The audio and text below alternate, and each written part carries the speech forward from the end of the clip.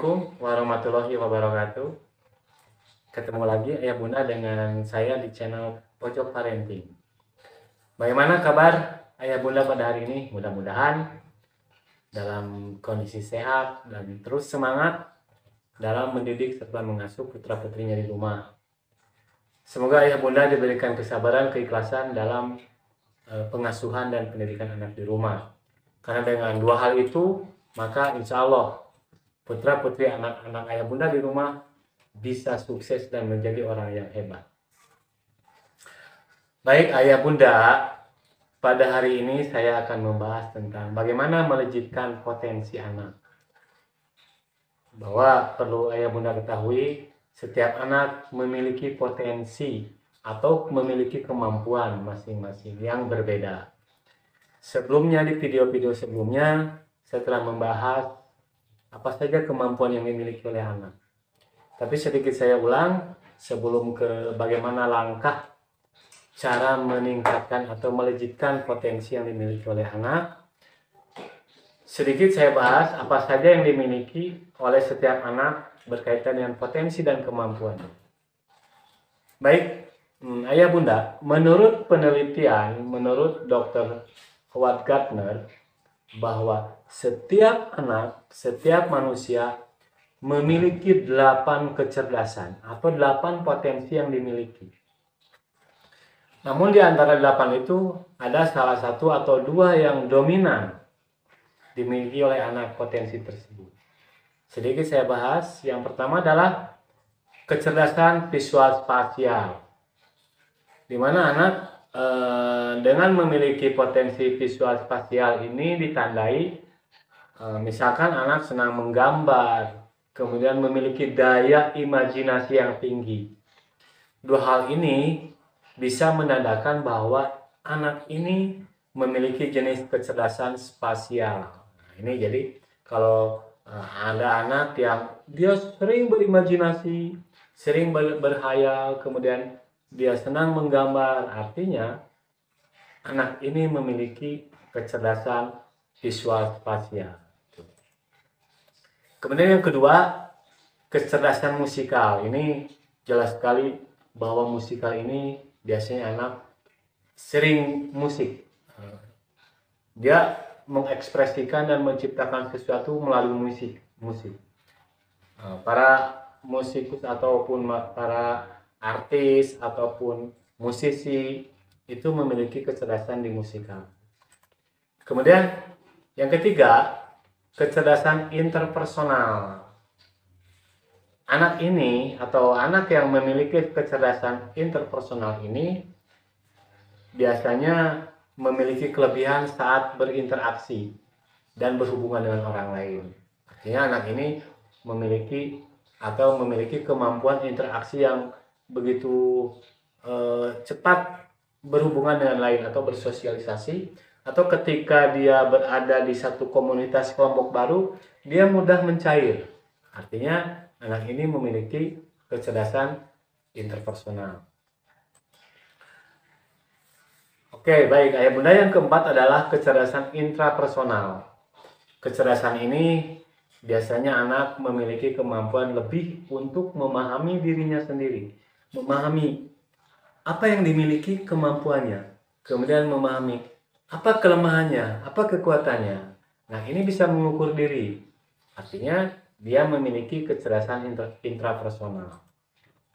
Kemudian kecerdasan linguistik.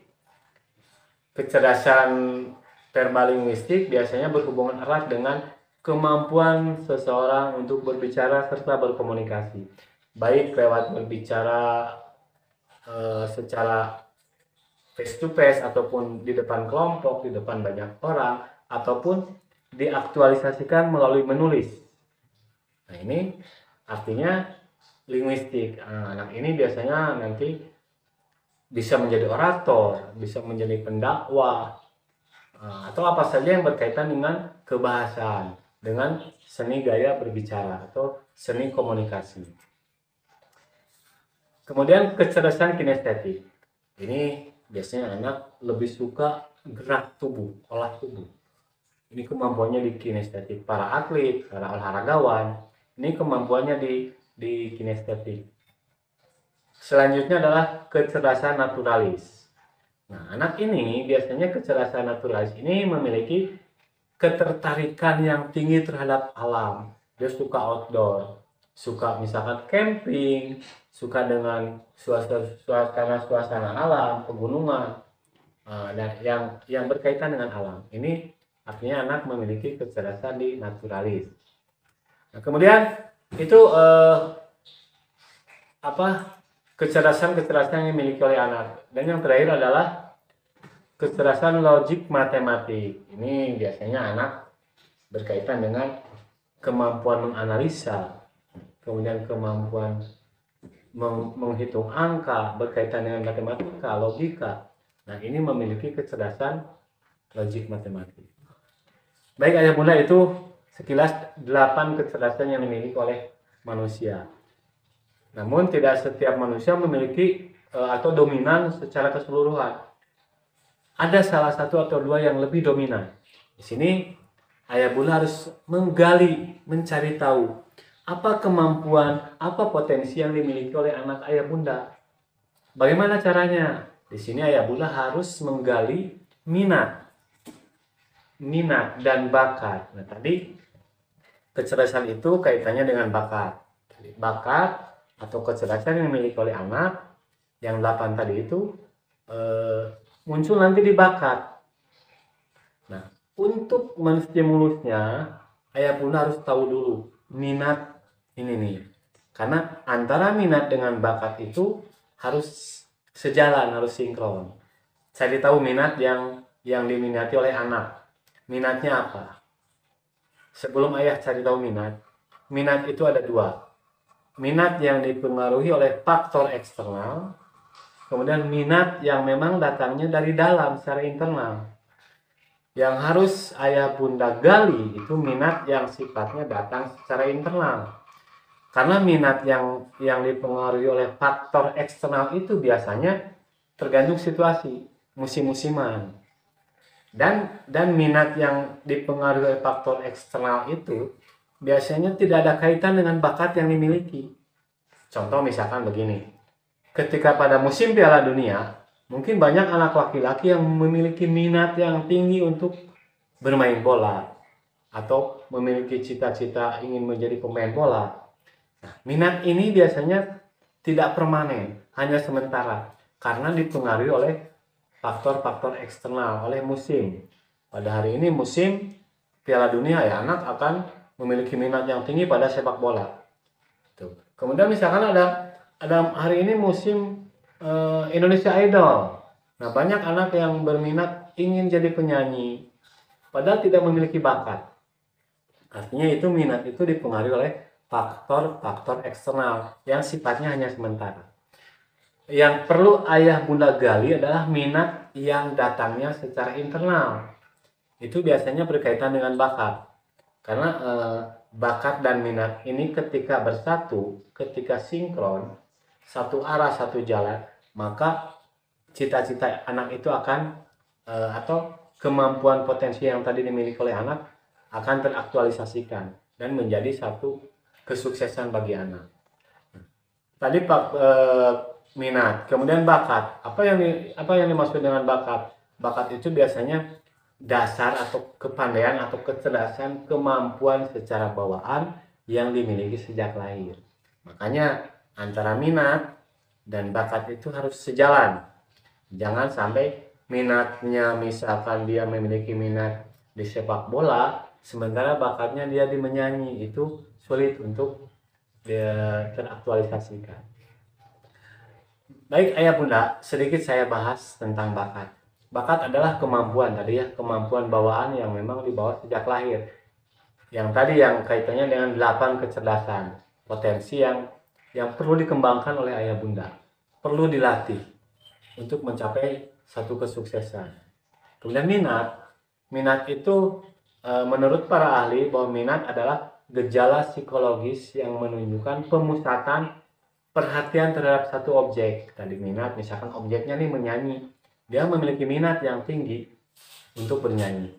Minatnya misalkan atau objeknya adalah dia sepak bola, dia memiliki minat yang tinggi untuk sepak bola. Harus cari tahu bakatnya apakah sesuai dengan minatnya. Makanya ayah bunda harus menggali terus minat yang sifatnya datang secara internal. Baik ayah bunda, bagaimana cara menggali minat, mencari tahu minat yang dimiliki oleh anak secara internal? Ada 5 langkah yang harus ayah bunda lakukan untuk mencari tahu, menggali, serta mengembangkan minat yang datang secara internal. Apa 5 langkah itu? Yaitu 5 langkah menyusun program stimulasi atau merangsang minat anak. Yang pertama yang harus ayah bunda lakukan untuk menggali potensi dan menggali minat yang datang dari internal, yang pertama adalah ayah bunda harus mengenalkan profesi pada anak. Nah ini, ayah bunda, kita tahu profesi itu sangat banyak sekali ya. Berbeda dengan zaman kita dulu. Zaman kita dulu, orang tua kita tidak pernah mengenalkan profesi kepada kita selaku anak-anaknya. Sehingga ketika ditanya cita-cita, mungkin ayah bunda masih ingat dulu. Apa cita-citanya? Hanya ada 4. Kalau nggak dokter, polisi. Kalau nggak polisi, TNI. Kalau nggak TNI, pilot. Setiap anak ditanya cita-citanya apa? Paling 4 itu, dokter, polisi, TNI, sama pilot. Kenapa? Karena orang tua dulu kita tidak pernah mengenalkan profesi kepada kita. Nah, tugas ayah bunda untuk mencari tahu minat yang datang dari internal, maka ayah bunda harus rajin mengenalkan berbagai macam profesi kepada anak. Kita tahu bahwa profesi kita di dunia ini banyak ya. Sekarang banyak di internet cari tahu profesi. Baik itu ada dokter, pengusaha, pejabat, chef, presenter, pembawa acara, artis, pemain film.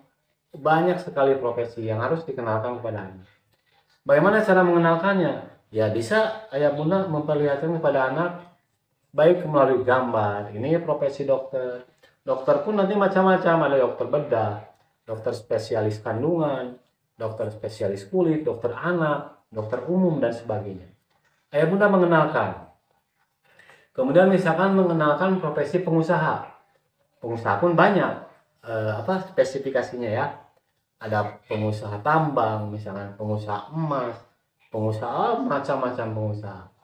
Pejabat misalkan ada wali kota, bupati, gubernur, bahkan sampai pada tingkat presiden. Ada presenter atau pembawa acara dan banyak lagi profesi-profesi yang lain. Nah, ini misalkan ada profesi TNI nih. Bagaimana cara mengenalkannya? Ya kali-kali ayah bunda mengajak anak untuk berkunjung. Contoh misalkan ke museum perjuangan. Ya. Atau ada anak yang anak dikenalkan profesi sebagai pendidik, guru atau dosen. Ajak anak ke museum pendidikan. Itu bisa dilakukan sebulan sekali. Atau anak dikenalkan tentang profesi dokter. Ya, ketika anak diajak ke dokter, dikenalkan ini dokter dan sebagainya. Sedikit wawancara. Atau chef, anak dikenalkan dengan profesi chef. Bahwa beginilah chef itu cara kerjanya, profesinya seperti ini. Banyaklah cara untuk ayah bunda melakukan, memperkenalkan setiap profesi kepada anak. Ini jangan bosan-bosan. Nanti ketika anak memiliki bakat yang muncul di dalamnya, anak akan antusias kepada salah satu profesi. Ditandai dengan anak banyak nanya tentang profesi itu, kemudian sering dia menanyakan atau sering dia rasa ingin tahunya tinggi tentang profesi itu. Nah, di situ anak sudah mulai tergali minat kepada salah satu profesi. Apabila ayah bunda sudah mencari tahu dan anak sudah bertanya tentang profesi itu, maka langkah yang kedua adalah penajaman profesi. Lebih kepada spesifik. Misalkan tadi anak banyak bertanya tentang dokter. Artinya minat anak itu ingin menjadi dokter. Nah di sini artinya dia memiliki kecerdasan atau bakat di hal-hal itu. Maka dilakukan yang kedua adalah penajaman profesi. Itu lebih spesifik. Secara umum ayah bunda mengenalkan tentang profesi itu, maka lebih spesifik lagi kenalkan. Misalkan dokter. Dokter itu ada dokter umum, dokter bedah, dokter anak, dokter kandungan, dan berbagai macam dokter lagi. Ayah bunda harus lebih pintar mencari tahu tentang profesi itu lebih spesifiknya lagi. Misalkan anak ini berminat untuk menjadi TNI. TNI kan banyak. Kenalkan lagi.